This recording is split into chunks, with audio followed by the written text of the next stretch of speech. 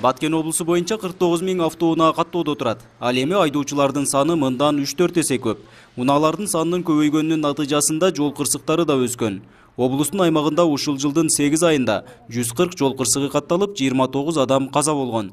Бул көрсөткүчтөрдүн себеби эле жолдордун көп сандагы унааларга ылайыкташпагандыгы дейт шаар тургуну. Базарга чыга турган болсоң, жолдун боюнда карасаң, 100 машина тура турган болсо, 100 машина 4төн адам сарса 400 адам болуш керек. Бирок 150 адам келет ал жерде. Ар бир адам же кыз бала болобу бирде машина менип алды.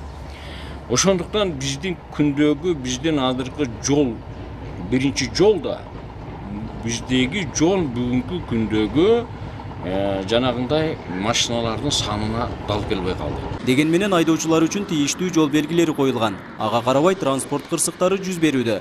Жолдо жүрүү эрежелери сакталбагандыктан жана айдоочунун тажрыйбасы жоктугунан мына ушундай фактылар катталууда дейт патрулдук милиция кызматкерлери. Тажрыйбалары жетишпегендиктен болуп атат да. Жол белгилери тийиштүү, ар кайсы жерде кооптуу жерлерде жол белгилери тийиштүү жол белгилери турат.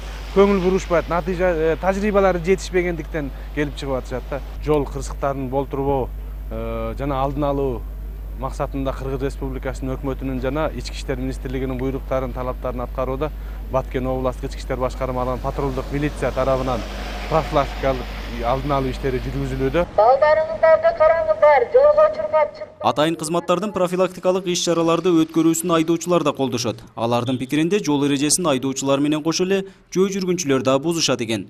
Мындан улам патрулдук милиция эки тарапка тең бирдей түшүндүрүү иштерин жүргүзүшсө дешет. Кызматкерлер рейд өткөзгөн импортурга кичине болсо да демелүү азаят деген ойдобуз, жол кырсыктары.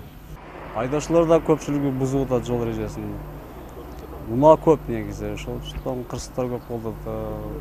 Жөө жүрүүчүлөр да эме кылып атат, бузуп атат жолдорду. Чыга коюшат, базарларда айныкса эме кылат. Качпай жолбузун. Жогорудагы себептерден сырткары айдоочулук күбөлүктөрдүн көмүскө түрдө сатылып жаткандыгы да айтылууда. Ошол эле учурда жол коопсуздугун көзөмөлдөгөн тараптардын мыйзам бузган айдоочуга карата чара колдонбой акча алып кое берген фактылары да белгилүү. Мындан улам жол кырсыктарын болтурбоо үчүн биринчи кезекте коррупция менен күрөшүү керек дешет. Коррупция токтомоюнча жол кырсыгы токтойт. Аны биз эми жол оңдош керектигинде бул өзүнөн. Эгерде биз ушул коррупция менен барат жакшынакай иш боло турган болсо, биздин баягы тартип коргоо органдары ошо коррупциядан арыла турган болсо, анда бизде албетте көп жагынан жеңиш болот. Не только жолдо, даже ак үйдө дагы тартип болуп калат өзүнөн. 2016 жылдын 8 айында облус боюнча 189 жол кырсыгы катталган болсо, бул жылы андан 51ге азайган. Жаш өспүрүмдөр катышкан жол кырсыктарынын саны бул жылы 38 болсо, 8 өспүрүм каза болгон. Нургазы Жайнаков, 7 канал Баткен өкүлчүлүгү.